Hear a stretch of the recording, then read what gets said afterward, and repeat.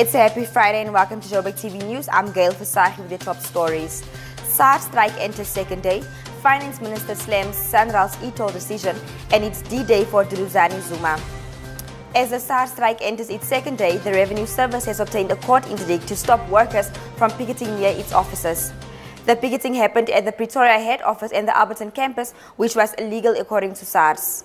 Taxpayers who visited SARS branches yesterday found closed doors and empty offices as workers belonging to trade unions NAHAU and the Public Servants Association went on strike. The unions are demanding a pay increase of 11.4% and they say SARS is only offering them 8%. The South African National Road Agency erred in its decision to suspend the prosecution of e-toll defaulters. A view expressed by Finance Minister Tito Mboweni, who has criticized SANRAL. Mboweni says the roads agency has not considered the overall financial implications for the country. This past Wednesday, SANRAL announced a decision to suspend its processes for pursuing e-toll debt. The roads agency says the move is to allow the government to find time to find a solution to e-tolls. The debt could be reinstated if the need arises. Duduzane Zuma's culpable homicide case is back at the Randburg Magistrates Court today. His lawyers have asked the court to drop all charges against former President Jacob Zuma's son. They argue that the state has failed to prove that Zuma was reckless and negligent for causing the death of a taxi passenger. Zuma initially faced 2 charges of culpable homicide and a count of negligent driving relating to a car crash on the M1 highway on the 1st of February 2014. However, at the start of the trial on Tuesday, Prosecutor Yusuf Baba indicated that 1 culpable homicide charge would be withdrawn. And now it's time for your sports updates with Tato Hatzim Charlie.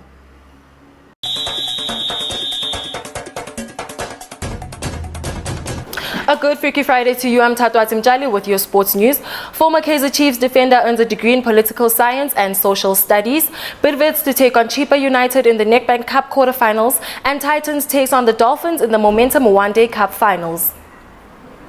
Sponiso Kakla, who is a former Kaizer Chiefs and Bafana defender, trended after graduating at the Witwatersrand University yesterday. This comes after he earned a degree in political science and social studies. The 34-year-old defender joined the Glamour Boys on a 3-year deal in 2011, and during his time there also played for Bafana. SAFA President Danny Jordan congratulated the star on his academic achievement, while his former Chiefs teammate Renelwe Litsolonyane also expressed how proud he was of Kakla, adding that he has always been a hard worker. The quarterfinals of the Nedbank Cup sees Bidvest welcoming Chippa United at the Bidvest Stadium on Saturday evening, starting at 6:15 p.m. Bidvest in-form striker Gift Mutupa shared his thoughts and said he believes that the last 4-2 victory Wits had over Bloemfontein Celtics in their last game encounter has injected some immense energy in their campaign once again. The striker also said he hopes to add on to his 10-goal season this Saturday when they take on Chippa United. This comes after the two sides met in the ABSA Premier League earlier on this season, with the home side Wits emerging as 2-0 winners.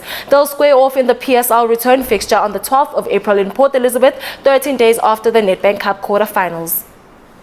And lastly, on Sunday, the Dolphins will go head-to-head with the Titans for the 2018-19 title. This comes after they were up against the Warriors, whom they heavily defeated.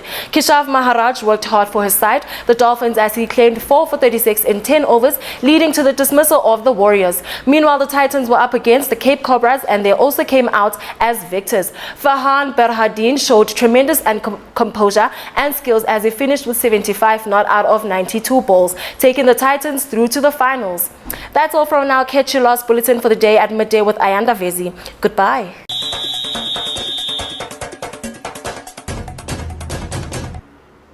Over to your traffic and weather updates.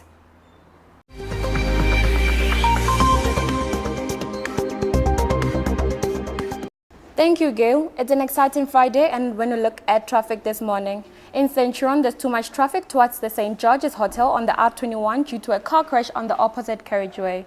Raby Ridge at Modderfontein Road, traffic lights are not working at Dane Road and pointsmen are on duty. Central Johannesburg on the M1 Road, there's a stationary vehicle at Crown Interchange and expect heavy traffic from Ormonde.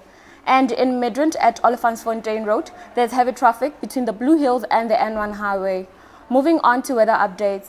Johannesburg, it is mostly sunny at 30 degrees Celsius. Pretoria at 31 degrees Celsius. Midrand at 30 degrees Celsius. And those who are traveling to Sandton, the weather is at a maximum of 31 degrees Celsius. That is it from the traffic and weather updates. Back to you, Abigail.